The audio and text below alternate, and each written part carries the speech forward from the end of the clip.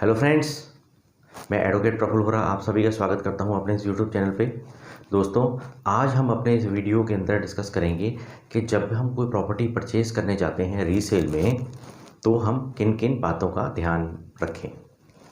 दोस्तों, मैं आपको अभी अपने इस वीडियो के माध्यम से कुछ ऐसी चीज़ें बताऊँगा जो कि आप अपने माइंड में रखेंगे तो प्रॉपर्टी का जो टाइटल होगा वो क्लियर आप खुद ही पता कर पाएंगे कि वो प्रॉपर्टी जो है वो क्लियर है, मार्केटेबल है और उसमें कोई लीगल पॉइंट ऑफ व्यू से इशू नहीं है।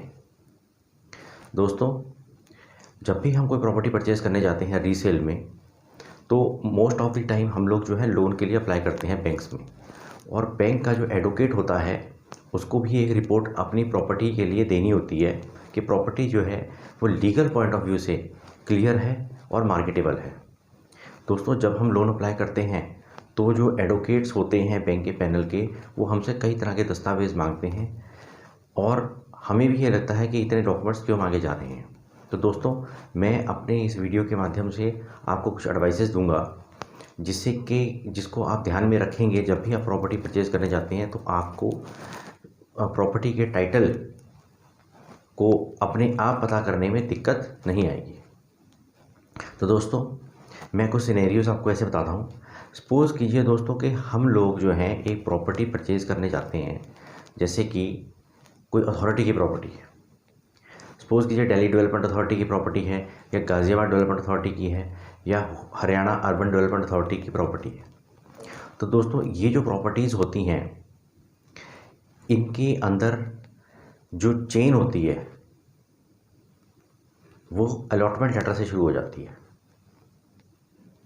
तो दोस्तों, जब हम कोई प्रॉपर्टी परचेज़ करने जाएं तो सबसे पहले तो हम ये देखें कि हम जो प्रॉपर्टी परचेज़ कर रहे हैं अथॉरिटी की, और जिससे परचेज़ कर रहे हैं उसके पास उसके नाम का टाइटल डॉक्यूमेंट क्या है। जैसे कि सपोज़ कीजिए हम एक प्रॉपर्टी परचेज़ करने जाते हैं, दिल्ली डेवलपमेंट अथॉरिटी का एक फ्लैट है।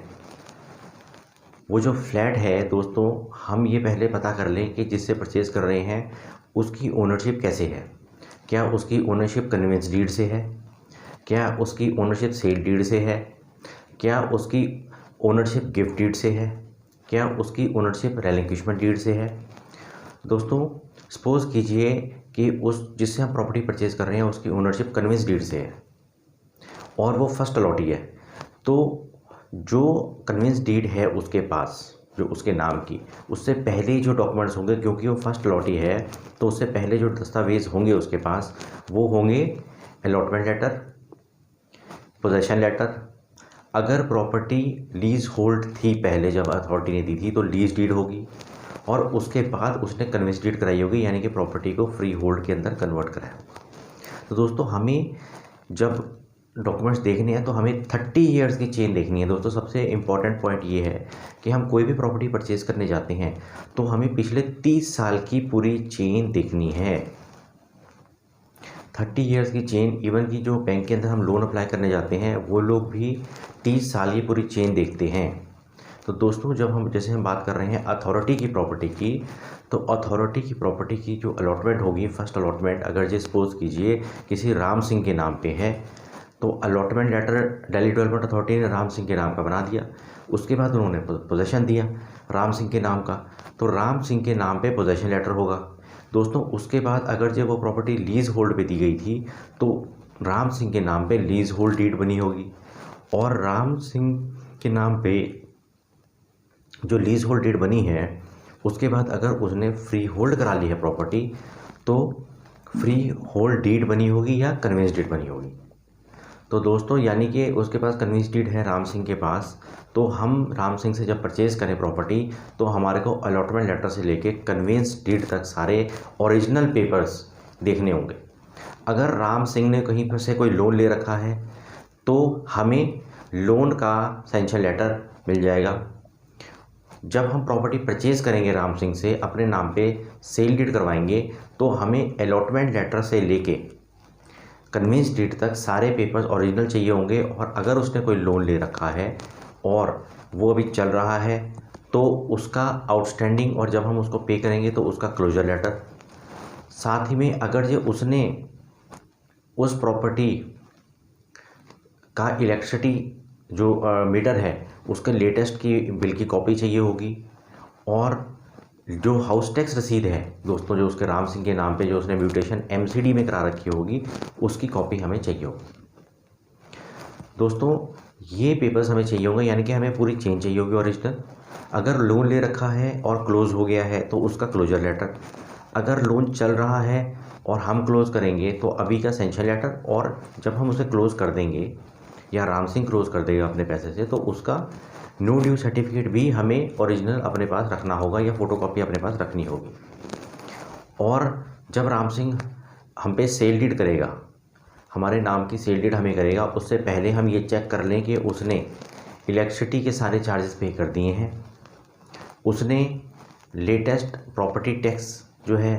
रिसिप्ट हम चेक कर लें ताकि उसने प्रॉपर्टी टैक्स जो है वो भर दिया है, उसके ऊपर प्रॉपर्टी टैक्स की कोई और लायबिलिटी नहीं है। तो जब वो हमारे नाम पे सेल डीड कर लेगा दोस्तों, तो उसके बाद प्रॉपर्टी टैक्स और इलेक्ट्रिसिटी मीटर हम अपने नाम पे ट्रांसफ़र करवा लेंगे। उसके बाद अगर हम प्रॉपर्टी जैसे हमने परचेज़ कर ली और उसने हमारे नाम पे सेल डीड कर ली, उसके बाद हमने प्रॉपर्टी का म्यूटेशन एमसीडी में अपने नाम पे करवा लिया, इलेक्ट्रिसिटी मीटर ट्रांसफ़र करवा लिया। दोस्तों अथॉरिटी के अंदर हमें म्यूटेशन भी अपने नाम पे करवानी होती है, यानी कि जो सेल डीड हमने परचेज़ करी है प्रॉपर्टी सेल डीड के माध्यम से, उस सेल डीड के बेस पे हम अगर जे सपोज़ कीजिए जीडीए की प्रॉपर्टी है, गाज़ियाबाद डेवलपमेंट अथॉरिटी की या दिल्ली डेवलपमेंट अथॉरिटी की या किसी और डेवलपमेंट अथॉरिटी की प्रॉपर्टी है, तो उस डेवलपमेंट अथॉरिटी के अंदर भी उनके दस्तावेज़ों में भी आपको अपना नाम चढ़वाना पड़ता है और चढ़वाना पड़ेगा। तो जिन मेरे दोस्तों ने कोई ऐसी प्रॉपर्टी परचेज़ करी हुई है और प्रॉपर्टी टैक्स में अपना नाम नहीं चढ़वाया या फिर अथॉरिटी में अपना नाम दर्ज नहीं करवाया है, वो अपना नाम दर्ज करवा लें। दोस्तों सपोज़ कीजिए हम एक प्रॉपर्टी जो है परचेज़ कर रहे हैं, रेजिडेंशियल लैंड, अथॉरिटी की कोई रेजिडेंशियल लैंड परचेज़ कर रहे हैं, उसके ऊपर मकान बना हुआ है या नहीं बना हुआ है। अगर बना हुआ है तो दोस्तों हमें ये एश्योर कर लेना है कि उसका मैप जो है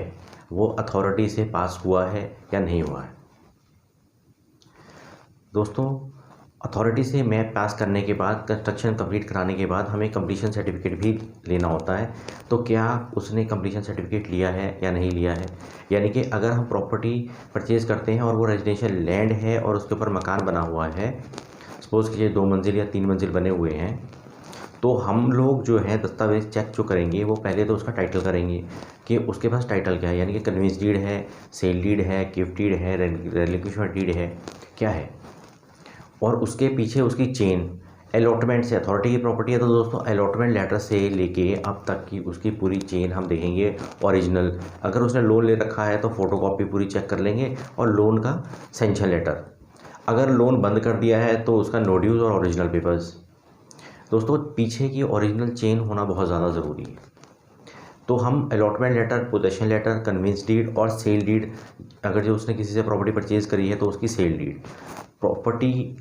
की लेटेस्ट प्रॉपर्टी टैक्स रसीद और इलेक्ट्रिसिटी बिल, ये हम उस मकान के एवज़ में देखेंगे। साथ में हम देखेंगे कि उसके ऊपर जो कंस्ट्रक्शन हुई है उसका अप्रूव्ड मैप है या नहीं है। दोस्तों अप्रूव्ड मैप होना बहुत ज़रूरी है। होम लोन जो बैंक्स परचेज करते हैं आजकल, सारे ही बैंक्स जो हैं अप्रूव्ड मैप मांगते हैं। अप्रूव्ड मैप जो है होना बहुत ज़्यादा ज़रूरी है। साथ में जो अप्रूव्ड मैप बना है उसके बाद उन्होंने कंस्ट्रक्शन करने के बाद अथॉरिटी जो है, मैक्सिमम अथॉरिटीज़ जो है वो कंप्लीशन सर्टिफिकेट देती हैं या ऑक्यूपेंसी सर्टिफिकेट इशू करती हैं बनने के बाद। तो क्या कंप्लीशन सर्टिफिकेट ऑब्टेन किया गया है उसकी कॉपी भी आपको लेना ज़रूरी है। सपोज़ कीजिए दोस्तों कि हम एक प्रॉपर्टी परचेज़ कर रहे हैं गिफ्ट डीड से, तो गिफ्ट डीड के पीछे की पूरी चेन, यानी कि आपके ब्लड रिलेशन में जिन्होंने भी आपको प्रॉपर्टी गिफ्ट किया उनके नाम का दस्तावेज़, उससे पीछे के सारे दस्तावेज़, हमें 30 ईयर्स की पूरी चेन जो है वो कंप्लीट करनी है। दोस्तों एक पॉइंट मैं आपको बताता हूँ कि होता क्या है, कभी कभी बीच में चेन के बीच में जितनी बार भी प्रॉपर्टी ट्रांसफ़र हुई होती है, कभी कभी जीपीए की ट्रांजैक्शंस भी इसमें आती हैं। तो दोस्तों ध्यान में रखें कि अगर जनरल पावर ऑफ अटॉर्नी से प्रॉपर्टी की ट्रांजैक्शन की गई है तो वो general power of attorney registered होनी चाहिए।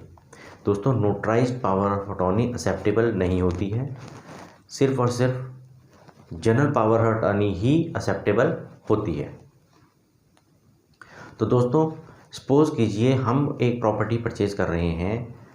और वो है बिल्डर फ्लोर। तो दोस्तों यानी कि एक लैंड किसी बिल्डर ने ली, उसके पर उसने 4 फ्लोर बना दिए। 4 फ्लोर बना के, जो कि आजकल हम देखते हैं छोटे छोटे बिल्डर्स होते हैं, वो हमारे एरियाज़ में फ्लैट्स बनाते हैं, फ्लोर्स बनाते हैं, 3 या 4 फ्लोर्स बना के उसको सेल आउट करते हैं। ऐसे सिनेरियो के अंदर दोस्तों बेसिकली हमें जो बिल्डर के नाम का टाइटल डॉक्यूमेंट है, सपोज कीजिए बिल्डर ने लैंड परचेज करी, तो लैंड की सेल डीड जो उसकी रजिस्ट्री हुई होगी लैंड की, उससे पीछे की सारी 30 साल की चेन की फ़ोटोकॉपी हमें लेनी होगी। साथ में दोस्तों क्योंकि बिल्डर आपको एक फ्लोर दे रहा है, वो आपको पूरा घर तो बेच नहीं रहा है, वो आपको एक फ्लोर बेच रहा है, तो जब भी हम उसकी रजिस्ट्री कराएंगे अपने नाम से, तो जो ओरिजिनल पेपर्स होंगे लैंड के, टाइटल डॉक्यूमेंट होगा लैंड का, चाहे वो कन्वेंस डीड हो चाहे वो सेल डीड हो, तो उसके पीछे हमें एक एंडोर्समेंट कराना बहुत ज़रूरी है कि हमने फर्स्ट फ्लोर जो है परचेज़ कर लिया है। एंडोर्समेंट होगी दोस्तों उस लैंड के डॉक्यूमेंट के ऊपर। एंडोर्समेंट कराना इसलिए ज़रूरी है कि अगर कल को लैंड के, क्योंकि उस लैंड के ऊपर 3 फ्लोर और बने हुए हैं दोस्तों, अगर 4 फ्लोर बने हुए हैं, 1 फ्लोर आपको बेच रहे हैं, 3 फ्लोर्स और बने हुए हैं, और वो कहीं पर भी लैंड को जाके मॉर्गेज करने की कोशिश करता है,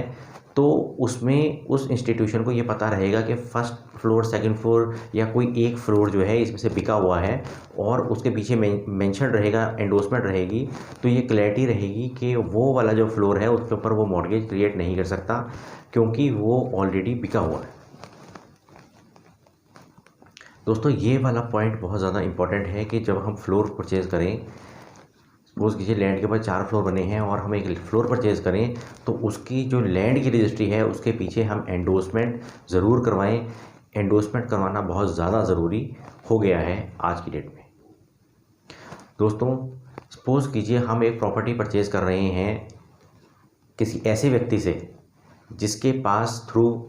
विल आई हुई है, यानी कि ओरिजिनल जो ओनर थे उनकी डेथ हो गई और उन्होंने विल करी हुई थी आगे किसी के नाम से, अपने बेटे के नाम से, वाइफ के नाम से, और उनसे हम ये प्रॉपर्टी परचेज कर रहे हैं। दोस्तों ऐसे केस के अंदर प्रोबेशन ऑफ विल बहुत ज़्यादा इंपॉर्टेंट है। दोस्तों जब भी हम एक प्रॉपर्टी परचेज करें किसी ऐसे व्यक्ति से जिसके नाम पे विल है और पीछे के सारे टाइटल डॉक्यूमेंट बिल्कुल ठीक हैं, तो हम उसको वो ये साफ साफ कहें कि आप जो है कोर्ट से प्रोबेशन अपने विल की करवा लीजिए, यानी कि कोर्ट की सील के अंडर वैलिडेशन हो जाएगी उस विल की, तो कल को कोई भी लीगल हायर उस ट्रांजैक्शन को या उस विल को चैलेंज नहीं कर पाएगा। उसी तरह से दोस्तों अगर हम एक रेलिक्विशमेंट डीड कर रखी है, सपोज कीजिए जो एक्चुअल ओनर था उसकी डेथ हो गई और जो लीगल हायर्स हैं उन्होंने रेलिक्विशमेंट डीड करी हुई है और हम उस रेलिक्विशमेंट डीड से परचेज़ कर रहे हैं, तो हम ये ज़रूर कंफर्म कर लें कि जो एक्चुअल ओनर था जिसकी डेथ हो गई है उसके एक्चुअल लीगल हायर्स कितने थे और सभी लीगल हायर्स के साइन उस रेलिक्विशमेंट डीड पे हो गए हैं या नहीं। वो हमें पता लगेगा दोस्तों उस व्यक्ति का लीगल हायर सर्टिफिकेट या सर्वाइविंग मेंबर सर्टिफिकेट या सक्सेशन सर्टिफिकेट या कोर्ट से कोई ऑर्डर पास करवा रखा हो उस प्रॉपर्टी से रिलेटेड, या मतलब कोई ऐसा दस्तावेज जहाँ से हमें ये पता लग जाए कि जो व्यक्ति जिसकी डेथ हुई है उसके लीगल हायर्स कितने थे और सभी लीगल हायर्स ने अपना शेयर रेलिक्विशमेंट कर दिया है और रेलिक्विशमेंट डीड को कोई चैलेंज नहीं करेगा। ये एश्योर करना दोस्तों हम लोगों के लिए बहुत ज़्यादा ज़रूरी होता है। सपोज़ कीजिए दोस्तों हम एक ऐसी प्रॉपर्टी परचेज़ कर रहे हैं जिसके अंदर ओनर जो है, एक्चुअल ओनर जो है उसकी डेथ हो गई है और उसके लीगल हायर सेल कर रहे हैं। कोई विल नहीं थी, किसी भी लीगल हायर के नाम पे कोई विल नहीं है, अब लीगल हायर जो है प्रॉपर्टी सेल कर रहे हैं, आप प्रॉपर्टी परचेज़ करना चाहते हैं, तो दोस्तों ऐसे केस के अंदर क्योंकि प्रॉपर्टी का जो एक्चुअल ओनर है उसकी डेथ हो गई है, तो उसके जो लीगल हायर सेल करेंगे उन्हें हमें ये कहना चाहिए कि ये प्रॉपर्टी का टाइटल पहले आप अपने नाम पे ट्रांसफ़र करवा लीजिए, डायरेक्टली आप परचेज़ ना कीजिए। वो ट्रांसफ़र होगा दोस्तों कोर्ट के थ्रू, एक डिक्लेरेशन सूट फाइल हो सकता है कोर्ट के अंदर जाके, या फिर वो रिलिक्विशमेंट डीड करा लें। जैसे मैंने आपको बताया कि डेथ सर्टिफिकेट के बेस पे जितने भी लीगल हायर्स हैं वो एक लीगल हायर सर्टिफिकेट बनवाएंगे, सर्वाइविंग मेंबर सर्टिफिकेट बनवाएंगे, और उस सर्वाइविंग मेंबर सर्टिफिकेट के बेस पे वो एक रिलिक्विशमेंट डीड एग्जीक्यूट कर सकते हैं, या फिर वो कोर्ट में जा सकते हैं, वहाँ एक डिक्लेरेशन सूट फाइल कर सकते हैं। इंडियन सक्सेशन एक्ट में डिक्लेरेशन सूट फाइल करके कोर्ट जो है वो जो ओनरशिप है प्रॉपर्टी की वो आगे टाइटल ट्रांसफ़र कर देगा और डिक्लेयर कर देगा कि जो उसके लीगल हायर्स हैं, जो लीगल हायर्स हैं उनका मेंशन करके कि ये लीगल हायर्स हैं और ये अब एक्चुअल ओनर हैं, जो व्यक्ति डेथ कर गया है उसके। ऐसे केस के अंदर दोस्तों कोर्ट का जो ऑर्डर है वो प्लस जो डेथ कर गया है आदमी उसके नाम ही कन्वेंस डीड, सेल डीड या जो भी टाइटल डॉक्यूमेंट है वो, और पीछे की 30 साल की चेन और उसका डेथ सर्टिफिकेट, ये बहुत ज़रूरी होगा दोस्तों कि हम ये चेक ज़रूर कर लें जब भी हम लें। और जब भी हम प्रॉपर्टी लें तो हम लेटेस्ट इलेक्ट्रिसिटी के जो ड्यूज़ हैं वो क्लियर हों ये चेक कर लें, साथ में property tax up to date दिया हुआ ये चेक कर लें, और जिससे ख़रीद रहे हैं प्रॉपर्टी टैक्स उसी के नाम पे आ रहा है ये भी हम चेक कर लें। दोस्तों जो पावर ऑफ अटर्नी की प्रॉपर्टीज़ यूजली होती हैं, जो शुरू में पावर अटर्नी के बाद ट्रांजैक्शंस होती आई थी और आजकल भी हम कभी कभी देखते हैं कि सामने वाले ने टाइटल होल्ड कर रखा है पावर अटर्नी पे, तो दोस्तों इस तरह के जो टाइटल्स हैं वो अब वैलिड नहीं है। पावर अटर्नी जो होता है वो वैलिड टाइटल नहीं माना जाता है, और अगर पावर अटर्नी के थ्रू आप परचेज़ कर रहे हैं और अपने नाम पे पावर अटर्नी करा रहे हैं तो इस तरह की ट्रांजैक्शन जो है वो लीगल पॉइंट ऑफ व्यू से वैलिड बिल्कुल नहीं मानी जाती है। तो दोस्तों ये मैंने कुछ पॉइंट्स आपको बताए हैं, जो भी कोई प्रॉपर्टी आप परचेज़ करने जाते हैं तो आप अपने माइंड में रख सकते हैं, क्योंकि जब भी हम जाएंगे प्रॉपर्टी कोई नई परचेज़ करने के लिए दोस्तों हर टाइम कोई ना कोई एडवोकेट या कोई ना कोई आपका काउंसिल या कोई लीगल एडवाइस करने वाला इमीडिएटली आपके पास नहीं होगा। तो प्राइमा फेसा प्रॉपर्टी की स्क्रीनिंग करने के लिए ये सब चीज़ें आप ध्यान में रखें। तो दोस्तों जैसे मैंने वीडियो के अंदर बताया कि हमें 30 साल की चेन 30 इयर्स की जो चेन है वो देखनी है, साथ में जो ओरिजिनल प्रॉपर्टी के चेन है और ओरिजिनल टाइटल डीड है जिससे कि हम परचेज़ कर रहे हैं वो चेक कर लें। अगर वो प्रॉपर्टी कहीं पर रखी हुई है बैंक में मॉर्गेज हुई हुई है तो बैंक के पेपर्स देख लें, और लिस्ट ऑफ डॉक्यूमेंट्स बैंक देता है कि उसके पास कौन कौन से ओरिजिनल पेपर दिए हुए हैं वो देख लें। जब हम प्रॉपर्टी परचेज़ करेंगे हमारे अपने नाम पे हमारे सेल डीड हो जाएगी, तो जो प्रॉपर्टी की सारी चेन है वो ओरिजिनल हम ले लें, साथ में अगर उस पर कोई पुराना लोन चल रहा था तो उसका क्लोजर लेटर ले लें, और अगर लोन चल रहा है और हम बंद कर रहे हैं अपने पैसे से या वो पार्टी खुद उसको क्लोज़ करा रही है तो उसके क्लोजर के लोन क्लोजर के भी पेपर्स अपने पास रख लें। पीछे की इलेक्ट्रिसिटी बिल की सारी क्लियरेंसेस रख लें, प्रॉपर्टी टैक्स की अप टू डेट अभी तक जो पे हुआ है वो उसे ले लें। अगर आप प्रॉपर्टी परचेज़ कर रहे हैं और उस पर नक्शा पास है, फ्लोर ले रहे हैं तो उसका नक्शा जो है बहुत ज़रूरी होना चाहिए वो पास हो, वो नक्शे की क्लियर कॉपी ज़रूर ले लें। साथ में जो सेंक्शन का एक लेटर इशू किया होता है अथॉरिटी ने उसकी भी कॉपी ले लीजिए, ताकि बार बार आपको उसके पास भागने की ज़रूरत ना पड़े। दोस्तों क्योंकि हम जब भी प्रॉपर्टी परचेज़ करते हैं तो हम लोग जो हैं बैंकों को अप्रोच करते हैं, और बैंक को जो है एक लीगल ओपिनियन लेना होता है अपने एडवोकेट से कि जो प्रॉपर्टी वो फाइनेंस कर रहे हैं उसका टाइटल क्लियर है, मार्केटेबल है और आराम से वो मॉर्गेज हो जाएगी प्रॉपर्टी। तो उस पॉइंट ऑफ व्यू से, लीगल पॉइंट ऑफ व्यू से प्रॉपर्टी बिल्कुल क्लियर होनी चाहिए। तो दोस्तों इस वीडियो के माध्यम से मैंने कुछ ये इंपॉर्टेंट पॉइंट्स बताए हैं जो आप बिल्कुल ध्यान में रखेंगे तो थोड़ा आपको दिक्कत नहीं आएगी और प्रॉपर्टी का टाइटल जो आप परचेज़ करेंगे वो क्लियर और मार्केटेबल ही होगा। अभी अपने इस वीडियो में मैं यहीं पर ही सम अप करता हूँ। मेरे जिन दोस्तों ने मेरे इस चैनल को सब्सक्राइब नहीं किया है वो चैनल को सब्सक्राइब कर लें, ताकि फ्यूचर में जो भी वीडियोस मैं डालता हूँ वो अपडेटेड रहेंगे। Thank you very much for listening to me so patiently. Thank you.